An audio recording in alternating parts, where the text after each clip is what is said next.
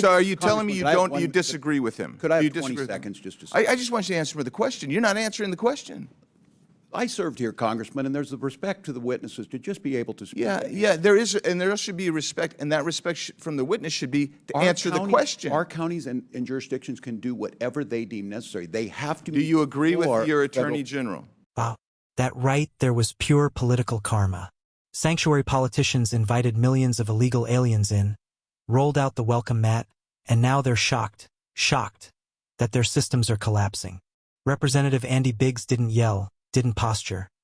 He calmly walked Governor Tim Walz straight into his own mess and let him stand there in it. The hypocrisy was so loud it didn't need a microphone. If you enjoy watching politicians get exposed by their own policies, hit like, subscribe, and let's watch the full clip before I give you the full breakdown. Mr. Chairman, I get a kick out of you sanctuary state, county, city leaders who talk about having to deal with the border crisis. Cracks me up, actually. But at least, Governor Pritzker, you did call it a crisis in your statement. I appreciate that. Ultimately, as you said in your statement, you received 50,000 illegal aliens into Cook County. And Governor Hochul stated that New York received about 220,000 illegal aliens. That's fantastic that you know those numbers roughly. Now I want you to imagine you're a southern Arizona community of about 80,000 people, sitting right on the border. And over the course of the Biden administration, a couple of million people came through your little town. And I quote you, Governor Pritzker, Illinois didn't ask for this crisis, and I'm going to tell you, neither did Yuma, Arizona.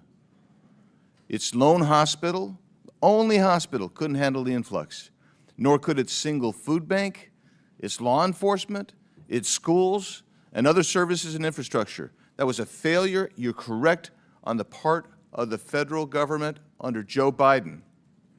That's all stopped now. That's all stopped now. Because it didn't take a new law, it took enforcement of the current law. But you know what drew a lot of those people? Because you might have been down there once. I've been down there dozens of times. I've taken more people from Congress down there than anybody else here. And you know what those people told me? They're coming here because they wanted to get to places, and they would name Chicago, and they would name New York to me. And I'd say, why the heck are you crossing here and not crossing at Del Rio?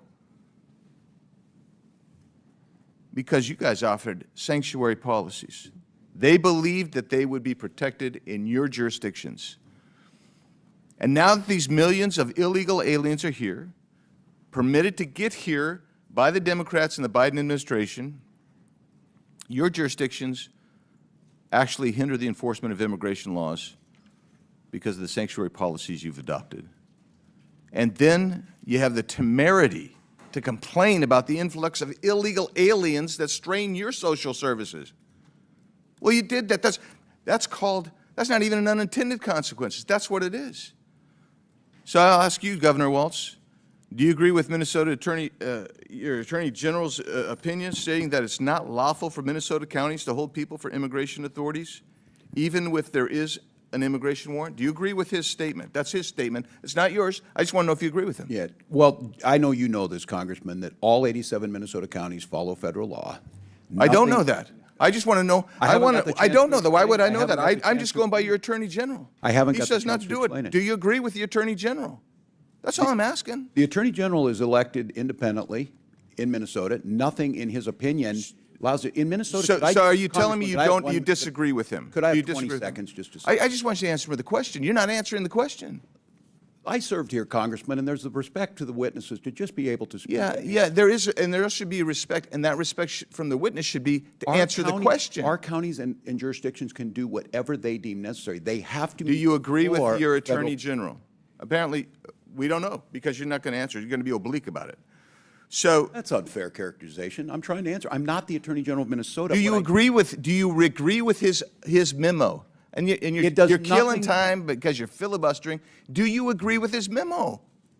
That's all I'm asking. Nothing. And you don't want to even answer it. You just say, oh, you know, they get maybe yes, maybe no. I don't know. Let's go to you, Governor Pritzker.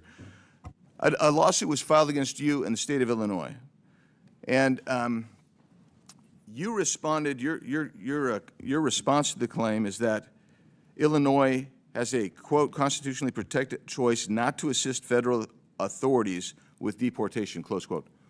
Give me the constitutional reference you're making there. What are you referring to?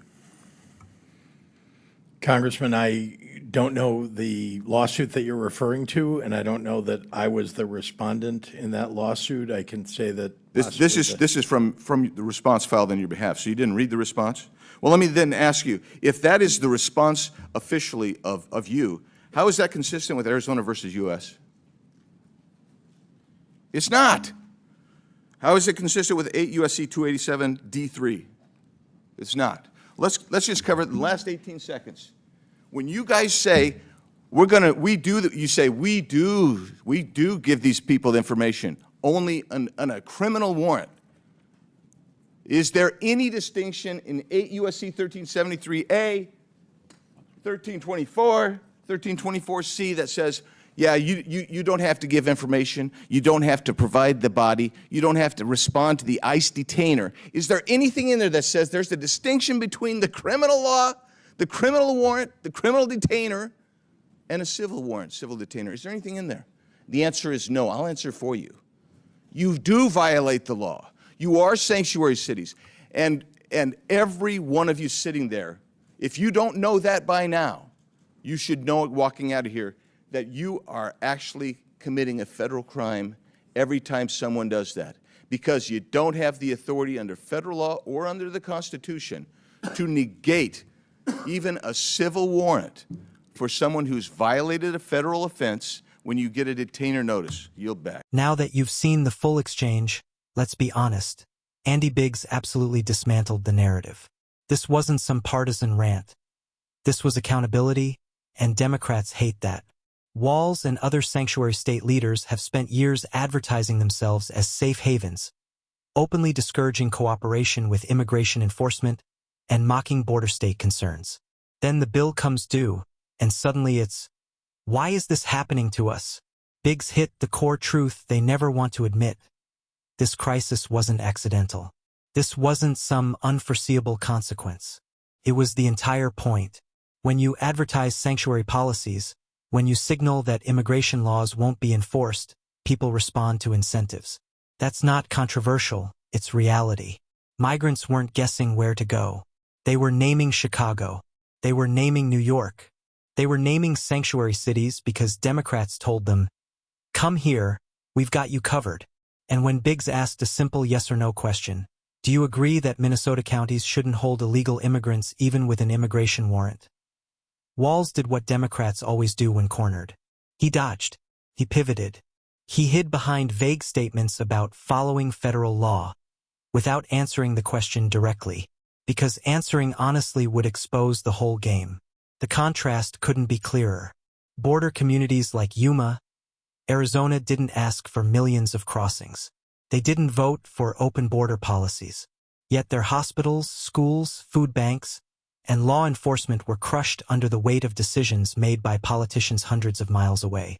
And now those same politicians have the nerve, the absolute audacity, to complain when the crisis finally reaches their doorstep.